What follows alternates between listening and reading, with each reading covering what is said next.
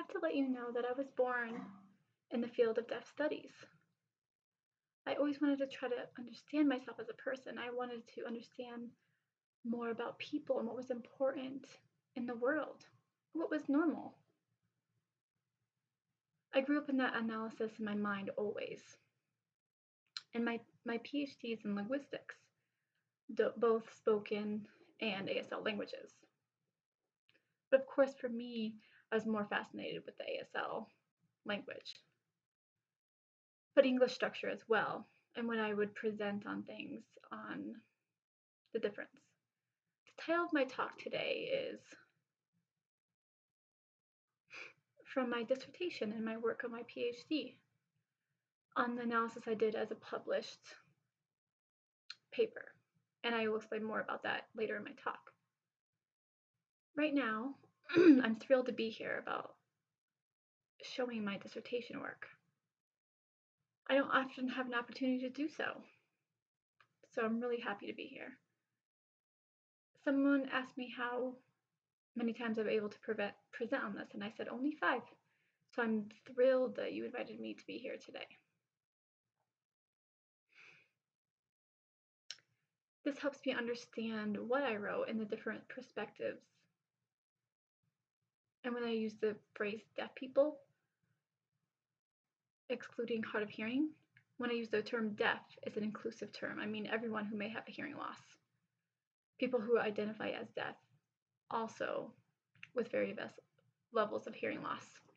It includes hard of hearing population. I'm not here to be exclusive and including all persons that have hearing loss in the term. So just making that clear.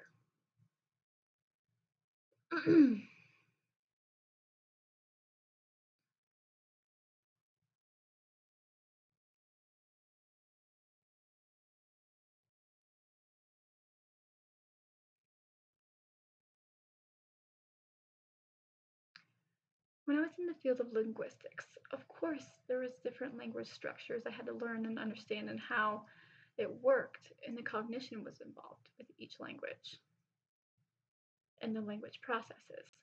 And that fascinated me. And now I'm thrilled to incorporate cognition with the study of linguistics as well and the structures and apply that to both languages. I didn't want the separation to occur because of my dissertation. I wanted to see how we can incorporate both language and discuss both people and their position in society. So that led me to my first question, my concept. Why would we want to explore deaf people? And how do your regular average Americans feel about the structures of how they came about? Now I need to discuss on newspaper articles. Again, about cochlear implants. It's very important to recognize CIs, and they are not the topic of this discussion. It's not the point, but it's the discussion of the newspaper has about deaf people who get implantation. And that is the focus I want to talk about today. For example, if you're looking ahead and on a search for various journals and publications throughout the world, when you're searching that, if you inputted deaf into LexisNexis, the articles you would get would be really don't talk about deaf people themselves and their experiences in the world necessarily. They would, I had to figure out how to narrow that focus. And I used cochlear implants as a means to narrow the search. It's not about the issue of CIs here. That's not my focus for here. My focus is not cochlear implants. Again, how does our society look upon people and the images that are constructed? And I know we have to look at linguistic structure and how those reflect the images that we have on deaf people in society in America today. That's basically what I'm going to talk about, okay?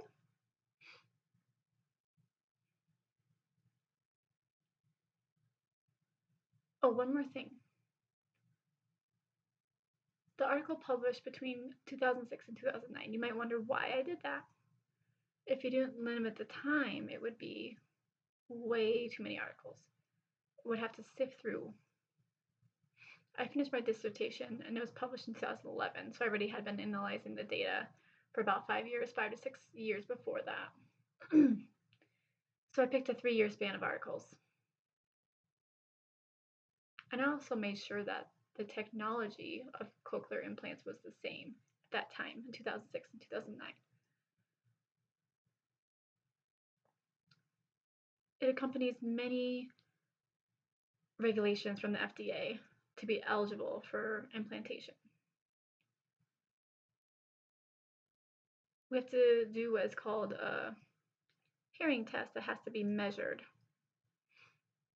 either between severe or profound hearing loss. And there's other requirements as well that the person has to meet to get the surgery. But at this time, many things are changing as technology emerges, so that's why I picked a defined amount of time. Okay. Just to control those different areas of time.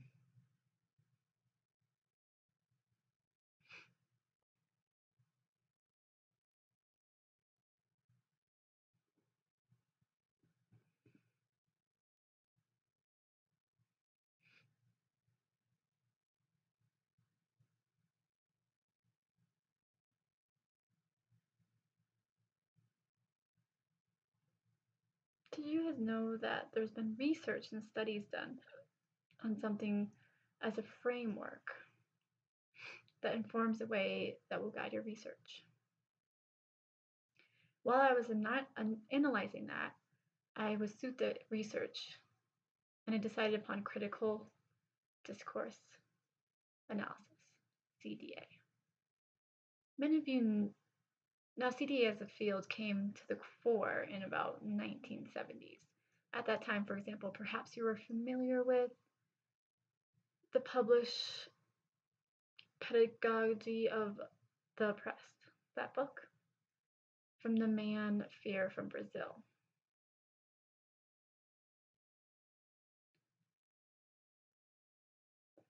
If you haven't read that book, you really should read it. There's many important parts of that book. And so Free challenged people with labels that we continue to use statistically. And what is an everyday person? We need to challenge how we label each other, and we need to have the process improved and changed as a society to improve ourselves and the world. The field of critical analysis, discourse analysis. So I employed CDA to inform my research, which means, what does CDA mean? It's an analysis of discourse and communication within the society. And how does that society influence each language? The social place, you cannot remove language without the societal context. It's impossible. So that language itself is social. So we as language users, whether you use ASL or English, doesn't matter. If you use LSF, English, Spanish, whatever language you use, that's all embedded in social context. And to understand the language and the communication that's happening, you need to understand the social society context.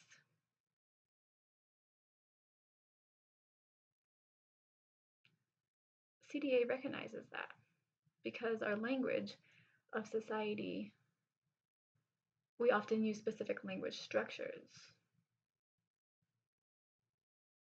We also reflect on social cognition, and that can impact society as well. And the reality of people and how people talk about that society and that perspective and the impact on our cognitive thinking. And that's all through discourse and through language structure.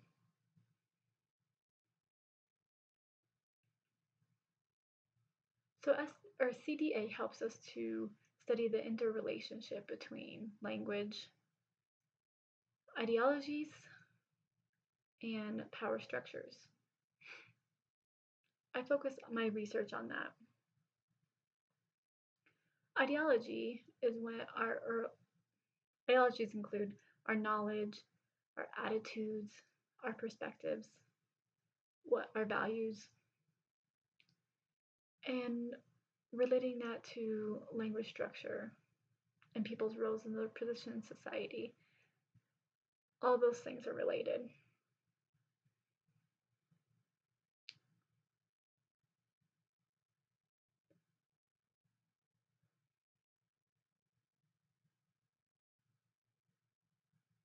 So if you have all three of those things that are related, it means that language often is analyzed how different perspectives of people and language structure. It's basically a dissertation of a nutshell, if you will.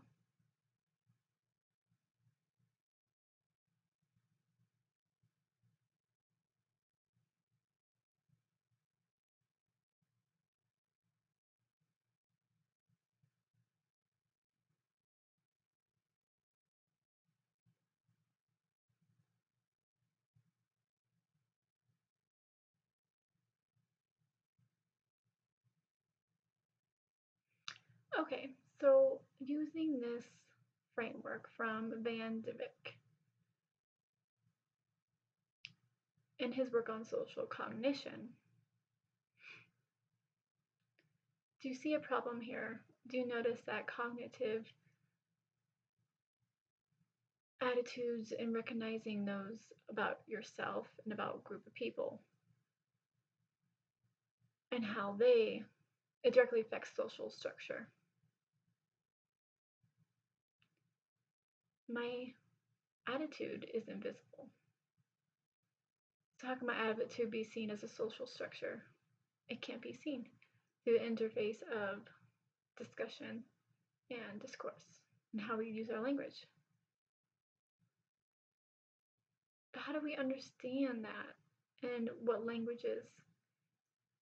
And that's through the mental cognitive society themselves. Cognition deals with our attitudes, and that helps us construct our mental mentality as we apply it to various situations and we have memories with us. In the context of that. So when you guys came into this room and you had a seat, you had to decide if you wanted to sit in the front, in the back. It was a mental model of how to behave when you attend a presentation. All of your mental models related to language use as well, and it's how I'm using language right now. Then if we're sitting in a pub together, we'd have a completely different conversation. So my mental model of how to behave while presenting is much different than the mental model that I use when I'm in a bar. But that mental model also applies to my society and social situation, and language use affects the social cognition. It's a two-way street, if you will.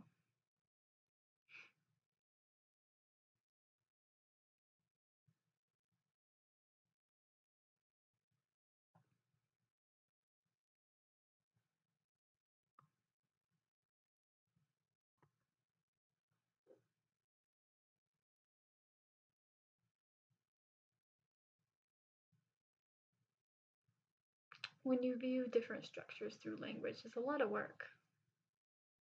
But my work is focused on deaf people. Do you remember my explanation about having the world, or having deaf meaning a very general term and not excluding anyone? It's deaf and hard of hearing, everybody with hearing loss.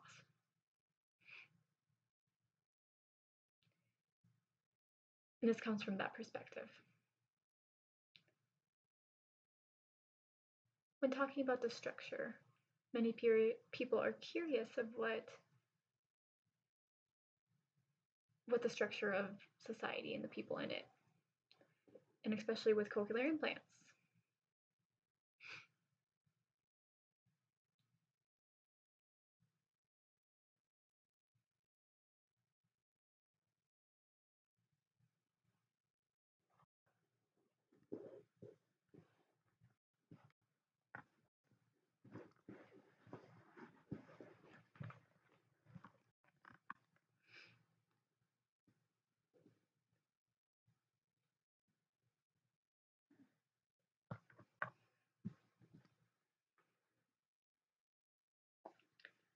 Okay, so now I'm showing the foundation to my theory. I'll explain more about that in a minute and that structure. But now, the newspaper articles, many of them in the nation, decide what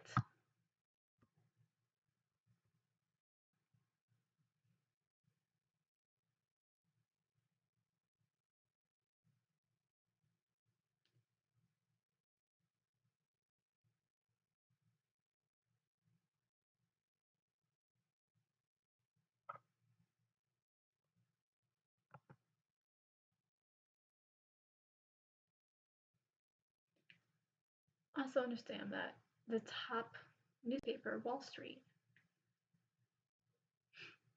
focuses it on a financial aspect. It doesn't really focus on the person themselves, it focuses on the financial. And that's the Wall Street Journal. And next, these are the top 5 Wall Street Journal, and the rest. USA Today,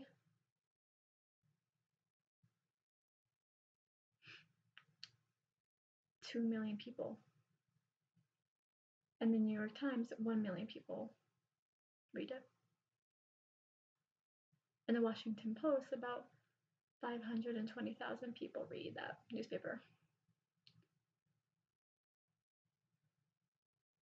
It's important to recognize the news article and how it focuses its information on hearsay.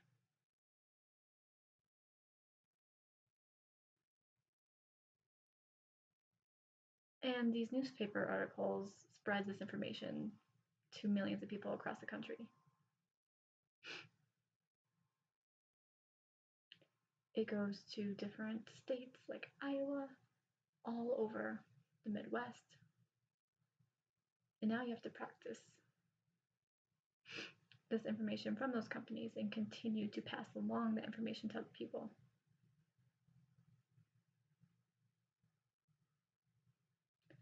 And these newspapers have different information. And this information isn't right or appropriate.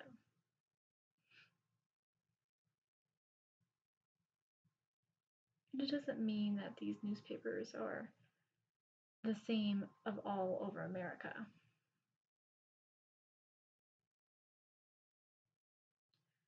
The 4 newspapers also have different credentials and awards that are related to them, and so people believe them, but there's many different information out there.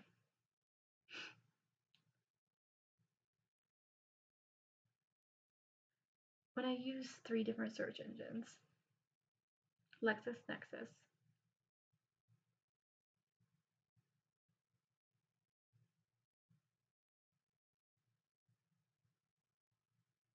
I use those 3 search engines and I looked for what word?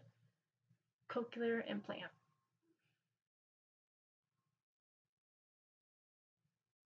And then cochlear implantation. And there was different information. There's 227 articles, 26.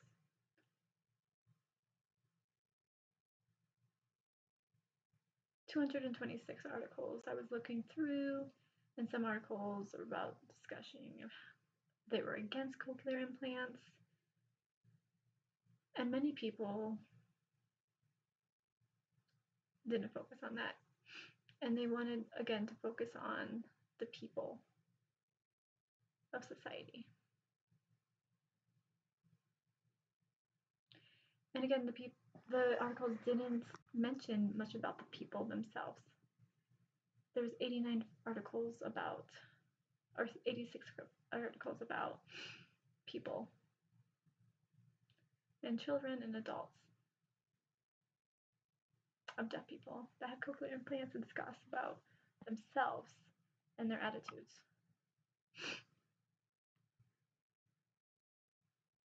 It's important to realize that our focus today is to emphasize the 229 and 226 articles about cochlear implants. There's medical reasons, corporate America, and there was one requirement for all three. They all required people who were thinking.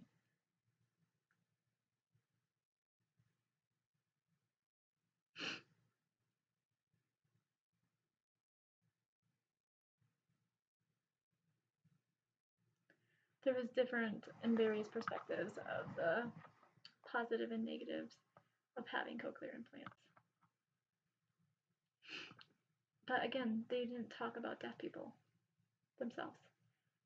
And that's a really important part of why this is an issue.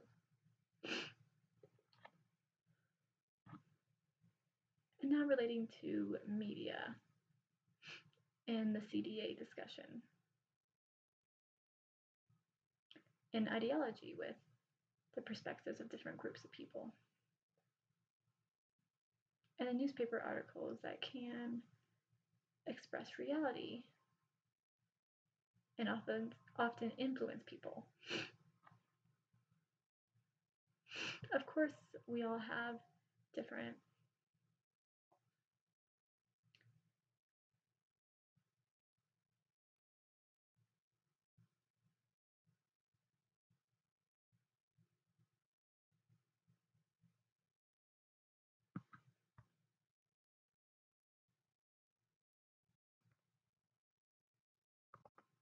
bias.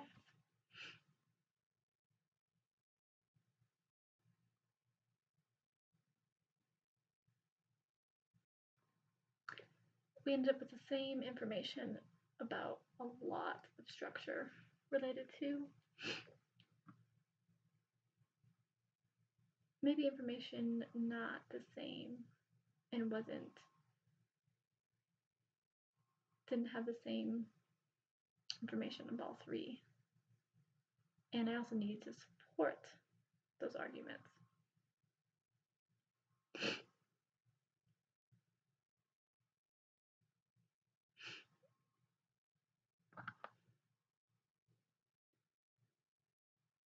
Implantation, what's the meaning behind that? And the third is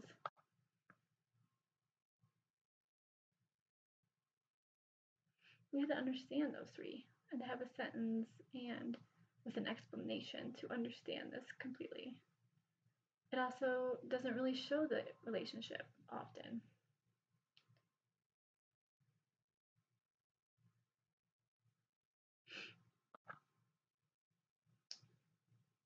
There's local explanations and beliefs.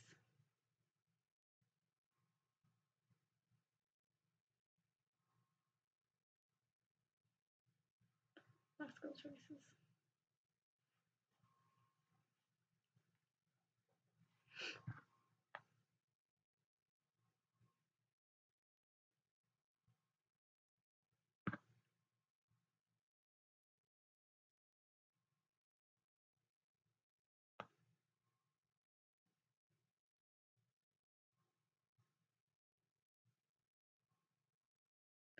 Now I want to focus first on lexical choice.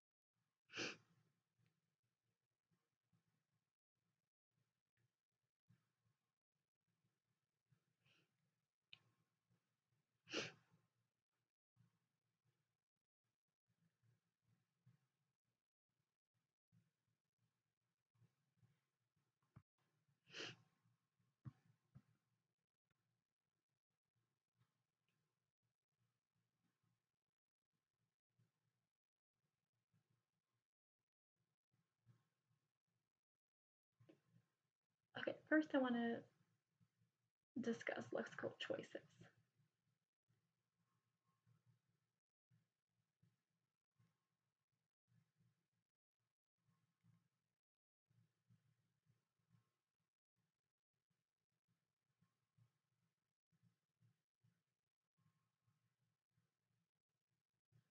really interesting when you read these many different articles about research on lexical choices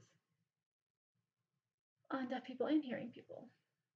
For example, one person has a habit of working with an implantation.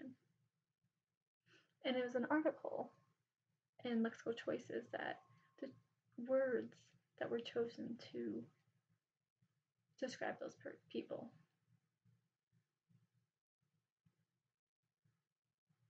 You may notice different and many different things that show up in both areas, like nouns, verbs, adverbs, or adjectives, and adverbs. It also, or often can,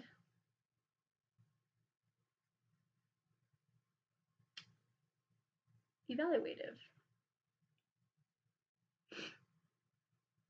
And you can say how many words are in that, and you have to think about all the structures and the rules, and you have those 4 categories.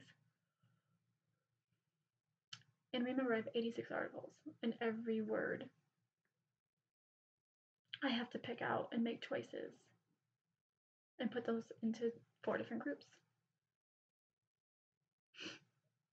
They use nouns to talk about the person themselves and the deaf people and the hearing people. And for verbs and adjectives and adverbs, again, there's studies that found some adjectives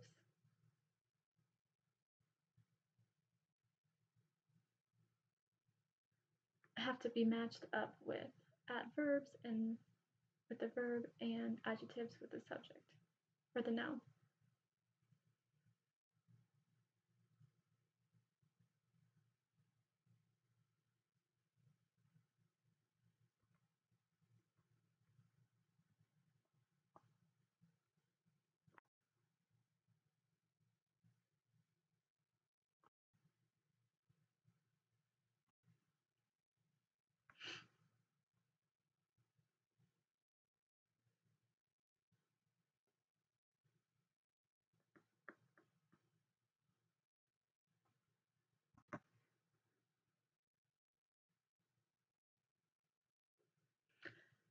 When you talk about communication, often words come up communicate a bit or to communicate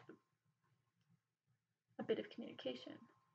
A bit adverb talks about the level of communication, the adjective. And some words you would think that may change the meaning if you put behind it. You remember lexical choices needed to be linked together to make words in the sentence understandable. And that structure needs to be broken. And if you say the phrase, "It's raining cat and dogs," it breaks that structure. And the phrase and some nouns were able to stand alone as well.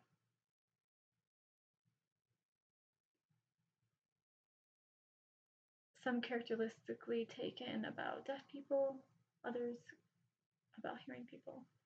It's important to understand that because deaf and hearing are not the same. But their constructed image is the same, and it's important that we see, for me, to separate them. And how that hearing person, what they look like, and what structure of the deaf people often arises as well. For again, 86 articles, all the nouns, verbs, adjectives, and adverbs. 1,300 and something, or 13,000 something. I don't remember the exact number, but around 13,000 word lists.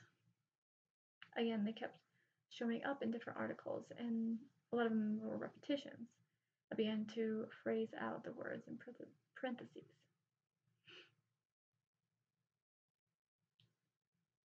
And then I began to separate them into word lists and describe deaf people and hearing people. I naturally formed a number of larger categories that spoke about isolation and separation those were grouped together to their own category, and then some words were beginning to form about school and work, and the ability to go to school or have gainful employment.